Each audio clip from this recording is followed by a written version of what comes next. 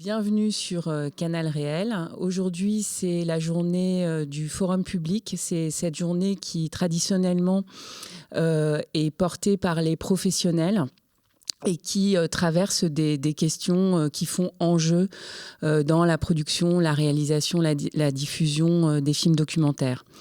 Cette année, on a décidé de consacrer cette journée à la question des plateformes et d'un paysage qui est bouleversé par l'émergence, déjà un peu ancienne, mais l'explosion autour des plateformes.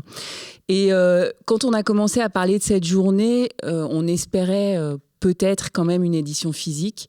Elle n'est pas possible aujourd'hui et donc ces questions-là vont résonner de manière particulière. Et là, je vous parle donc à travers ces écrans multiples. Alors bien évidemment, la pandémie a intensifié de manière exponentielle le phénomène, mais ce phénomène était bien sûr antérieur à tout cela. Et ça fait un moment qu'on parle donc de l'ère des plateformes et d'un paysage audiovisuel qui est bouleversé par ces nouveaux acteurs. Donc, je vais vous donner j'ai repéré quelques chiffres que tout le monde connaît, mais par exemple, la part de la vidéo à la demande par rapport à la vidéo physique est passée en 2008 de 4% à 2020 à 85%. Je trouve que c'est assez significatif. Autre chiffre significatif, la part de la vidéo, de la consommation à la demande par rapport à la consommation linéaire qui est passée chez les jeunes, puisque évidemment les jeunes sont particulièrement concernés par ce processus, de 54% en 2017 à 74% en 2020. À savoir que chez les 18-24 ans, aux États-Unis, puisqu'on sait que les phénomènes à l'œuvre là-bas nous arrivent, on en est à 91% de consommation chez les jeunes, consommation à la demande. Donc voilà, ce sont des transformations sur les usages et l'apparition de nouveaux acteurs. Donc, on a travaillé au sein de l'association des Amis du Réel avec Catherine Bizerne et Cécile Cadou, avec un groupe qui comprend à la fois des cinéastes, des producteurs, productrices, des diffuseurs. Et je salue vraiment les discussions qu'on a eues au sein de ce groupe pour préparer cette journée. Je vais citer Karine Chichkovski, Eugénie Michel Villette, Arnaud de Mesama, François Caya, Delphine Manoury, Pascal Cassagno, Camille Lemley, avec lesquels on a préparé la réflexion qui va se dérouler toute cette journée. Donc il va y avoir 3 tables rondes qui vont nous permettre de traverser quelques grandes questions. Et évidemment, ces questions-là, on va les traverser en particulier du point de vue où on se place, c'est-à-dire sur les films qui nous font vivre, qui nous portent, qui sont des films qui viennent des désirs des cinéastes et qui ne viennent pas donc de cases ou d'algorithmes. Donc c'est vraiment à partir de ce point de vue-là aussi qu'on va explorer toutes ces questions. Donc la table ronde 1 sera modérée par Arnaud de Mesama et elle s'intitule « Qui paye qui ?» L'idée étant de se retrouver dans ce paysage complexe de tous ces noms qui surgissent sur l'offre dématérialisée et de comprendre les questions de l'exploitation et comment ça se joue pour les ayants droit.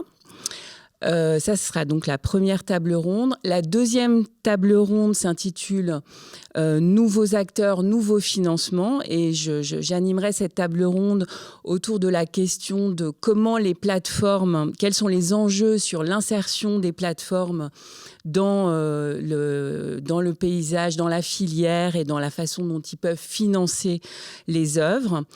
Et la dernière table ronde sera modérée par la cinéaste Mariana Otero. Et là, se concentre autour de la question de la rencontre entre les œuvres, les cinéastes et le public quand il s'agit d'Internet et d'une offre numérique. Et de savoir comment s'opère cette rencontre, comment le public, lui, quelle est son expérience dans cette offre-là. Voilà. Mais pour commencer, on a demandé à Alexandre Castan, qui est professeur à l'École nationale de Bourges, l'École nationale des arts, qui est également écrivain et essayiste, et qui est l'auteur d'ouvrages sur la photographie, l'image et le son, et l'imaginaire, les images mentales, voilà.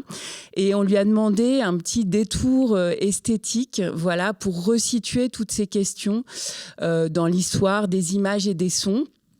Et dans la question de l'imaginaire autour des écrans, sachant que notre chose qu'on peut noter est évidemment dans les nouveaux usages, le fait que regarder des films sur son téléphone, voilà, c'est en progression très nette, et regarder à la télévision, c'est en baisse. Et puis après, il y a évidemment la question de la salle. Et donc, je vais laisser la parole à Alexandre Castan pour cette petite exploration comme introduction à cette journée.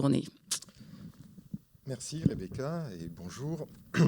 Alors, mes remarques participeront d'une question assez simple que finalement tout amateur d'art, tout cinéphile et plus généralement toute personne passionnée par l'art se posera inévitablement en suivant le programme de cette journée de débat numérique et documentaire, penser les bouleversements pour ne pas les subir. Et cette question est: en quoi ces bouleversements technologiques et de fait économiques vont-ils aussi affecter l'écriture cinématographique et le rapport image, texte, son? Bref, en quoi le langage cinématographique va-t-il en être changé, altéré, mais peut-être aussi renouvelé? Va-t-il gagner en créativité? Face à cette question, je me souviens d'une remarque qui concerne l'enregistrement du son. Elle ne nous renvoie pas directement au cinéma, mais la formulation qu'en donne le philosophe Abraham Mols invite à penser notre sujet. Je le cite, à propos d'une invention qui est donc le mini-enregistreur audio, en 1969.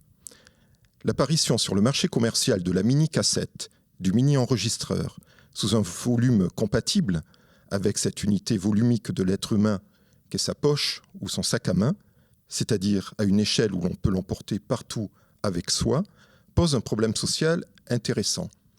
Qu'en fait-on? Que peut-on en faire? Alors précisément, en amont de cette journée où de nombreux bouleversements techno-économiques vont être abordés, nous pourrions d'abord poser la question suivante: que peut-on en faire du point de vue artistique, cinématographique? Car ces bouleversements technologiques et économiques, il y en a de nombreux qui seront évoqués aujourd'hui, comme vous l'avez dit, et si tout est à l'avenant, nous reprenons le programme de notre rencontre, il est déjà possible de les réunir au moins dans 3 catégories d'interrogations, dans 3 familles. La première serait celle qui réunit la mise en ligne des films et interroge leur production, leur diffusion, leur distribution, comme leur principe économique. La deuxième est celle des plateformes numériques, qui, se substituant à la diffusion en salle, questionne cette fois le mode de réception des films dont l'écran de projection n'est plus la salle de cinéma, voire même l'écran de télévision, mais devient celui d'un ordinateur, voire d'un téléphone portable. La troisième catégorie questionne l'attention portée au choix d'un film. En effet, lorsque l'offre, démultipliée par les plateformes numériques, est potentiellement infinie et constamment à portée de main, comment intervient le choix du spectateur? Comment s'organise son discernement critique dans ce qui pourrait s'apparenter à un flux visuel? Quelle est la place du jugement personnel, intime? Et précisément, en quoi cette nouvelle technologie de la réception produit-elle une nouvelle réception esthétique? L'interactivité du choix, sa sélection, sera-t-elle dès lors électrique et peu réfléchie, comme dans un réflexe, une pulsion, ou bien tout au contraire élective et critique? On le voit, la rencontre sera riche de débats et préalablement, il faut tout de même remarquer que les bouleversements techno-économiques avec les inquiétudes qui leur sont légitimement associées, ont toujours existé. Sous cet angle, je proposerai deux exemples très différents. L'un dans la photographie et en liaison avec la peinture, l'autre dans l'histoire du cinéma. Ces deux exemples mettront ainsi en perspective historique ce type de révolution technologique, industrielle, professionnelle et ses conséquences économiques.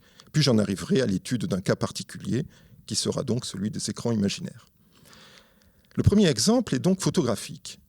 Le philosophe Walter Benjamin a bien pensé, dans ses textes des années 1930, Petite histoire de la photographie, puis l'œuvre d'art, à l'époque de la reproductibilité technique, les changements socio-professionnels que l'invention de la photographie a signifié par rapport à la peinture, mais aussi ses incidences esthétiques. Ainsi, il remarque que dès 1840, la plupart des peintres miniaturistes fermeront leur atelier pour ouvrir un studio de photographie. Technique qui, rappelons-le, en 1840 était toute récente. Et en même temps, Walter Benjamin réfléchira non pas sur la disparition de la peinture, mais comment l'invention de la photographie a changé notre appréhension artistique et esthétique de l'image. C'est ce que dira avec ces mots Pablo Picasso dans ses conversations avec le photographe Brassailles en 1939. La photographie a libéré la peinture de la représentation du sujet. Et pour Picasso, la peinture pouvait alors découvrir d'autres contrées fortes de cette nouvelle invention technique qui prenait à son compte la question de la représentation. Bref, on le voit, une rupture technique induit aussi une découverte et une nouvelle liberté.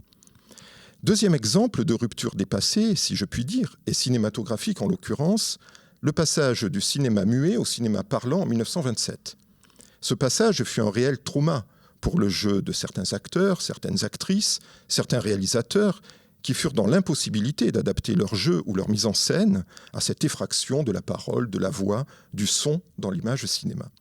À cet égard, souvenons-nous que l'un des plus grands cinéastes du XXe siècle, Sergei Eisenstein, écrit en 1928 avec les cinéastes Pudovkin et Alexandrov le manifeste contrepoint orchestral, l'avenir du film sonore, qui précisément, devant l'avènement du cinéma parlant, préconise une conception esthétique du son au cinéma, afin que, je cite Eisenstein, le cinéma ne devienne pas du seul théâtre filmé. Le manifeste contrepoint orchestral avance des propositions filmiques et sonores d'une modernité toujours saisissante et qui ont paradoxalement initié, du cinéma de Robert Bresson à celui de Marguerite Duras, une pensée du sonore comme vecteur artistique du cinéma. De ce fait, l'art a toujours avancé avec la technique et à certains égards, la technique l'a toujours fait avancer. Dès lors, évidemment, que cette nouvelle donne est conceptualisée et traduite en nouvelles formes. Dans cette perspective, je prendrai donc un exemple parmi tant d'autres, mais qui a la qualité d'être significatif et symbolique. Cet exemple est la notion d'écran. Tout comme le cadre du tableau en peinture, qui trouve avec la Renaissance sa métaphore dans la fenêtre, le cinéma a trouvé dans l'écran et le grand écran son symbole. Un symbole par ailleurs d'autant plus fécond qu'il propose aussi une métaphore de l'image mentale. Une conception psychanalytique voit en effet dans la figure de l'écran la projection, mais aussi la protection que le sujet produit face à un rêve ou un trauma. Bref, avec la notion d'écran, on est au cœur d'une pratique et d'une exploration de l'image cinéma. Dès lors, peut-on imaginer le saisissement apeuré des spectateurs assistant en 1896 à l'arrivée d'un train en gare de La Ciotat de Louis Lumière sans un grand écran, et la féerie du voyage dans la Lune de Georges Méliès en 1902. L'histoire du cinéma est intimement liée à celle d'une image qui déborde le regard du spectateur. Quand on va au cinéma, dit Jean-Luc Godard, on lève la tête. Quand on regarde la télévision, on la baisse. Évidemment, on aurait pu déjà parler de la télévision qui, ce fut craint, rappelons-le, devait faire disparaître le cinéma, tout comme les médias de masse audiovisuels, par ailleurs, devaient faire disparaître le livre ou la presse écrite. L'histoire des techniques est celle des ruptures et des renaissances. Dès lors, à propos d'une esthétique des écrans, il est possible de distinguer deux approches. La première est une poétique ou un imaginaire de l'écran qui prend source dans la technique pour devenir un vecteur de l'intrigue. On pense par exemple à La Rose pourpre du Caire de Woody Allen, où les personnages n'hésitent pas dans le film à sortir de l'écran pour aller dans la salle de cinéma et inversement, de la salle, les spectateurs entrent dans l'écran, brouillant totalement les frontières de l'imaginaire et de la réalité. Ou différemment, et en liaison avec la photographie, encore, pensons au cinéma d'Agnès Varda. Un merveilleux court-métrage comme Ulysse, entre documentaire et autobiographie, joue avec le cadre de la chambre photographique et l'écran de projection. Dans Alice dans les villes, de Wim Wenders, cette fois, le photographe Phil Winter sort seul dans sa chambre d'hôtel, passe littéralement à tabac son écran de télévision. Et tout autrement, dans Level 5 de Chris Marker, l'écran intègre cette fois l'écriture du documentaire et de la fiction dans le monologue, face à la caméra du cinéaste, du personnage de Laura, interprété par Catherine Belcogia, pour qui Internet et les jeux vidéo ont absorbé le monde. La symbolique de l'écran est aussi politique. La seconde approche des écrans concerne des avancées technologiques qui, avec de nouveaux supports et de nouveaux outils, induisent de nouvelles pratiques et, ce faisant, aboutissent à de nouvelles esthétiques. Songeons à Alain Cavalier, qui, à la fin des années 90, travaillera avec une caméra numérique, impliquant une autre relation au corps, à l'espace, à l'intimité, à l'image et aux écrans. Citons Nocturne pour le Roi de Rome, réalisé en 2006 par Jean-Charles Fitoussi dans le cadre du festival Pocket, long métrage tourné avec un téléphone portable équipé d'une caméra.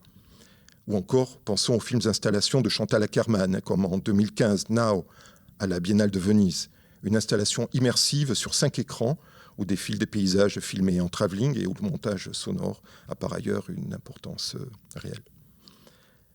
Ainsi, d'un point de vue symbolique, l'imaginaire des écrans est constamment renouvelé au fil de métamorphoses poétiques ou techniques.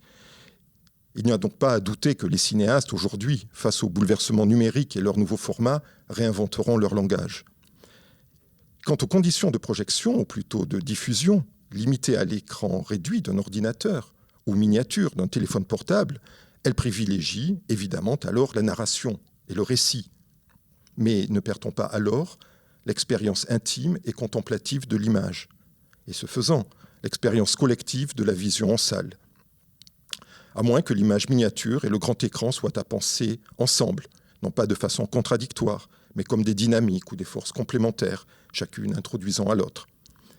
Quoi qu'il en soit, il faudra régler les conditions de faisabilité économique et sociale de ce cinéma inventif, car les conditions de production de films sont tout de même les premières pour pouvoir l'imaginer, l'inventer, le fabriquer, le diffuser, le distribuer. Et c'est cette importante question qu'approchera aussi cette journée de rencontre et de débat public. Merci beaucoup Alexandre Castan c'est vraiment une passionnante mise en perspective qui nous fait revisiter des moments clés de l'histoire des images, du cinéma, et nous fait des petites incursions dans des souvenirs de films. Et donc voilà, c'était vraiment, on tenait à ça pour introduire cette journée qui se passe aussi dans l'idée que effectivement on réfléchit à ces bouleversements, on essaye de les penser ensemble et de voir aussi quelle chance il y a derrière, pour, comme on l'a dit, les penser, ces changements, pour ne pas les subir. Et donc je vais passer maintenant la parole à Arnaud de Mesama pour la table ronde numéro 1, qui paye qui. Voilà. Merci beaucoup.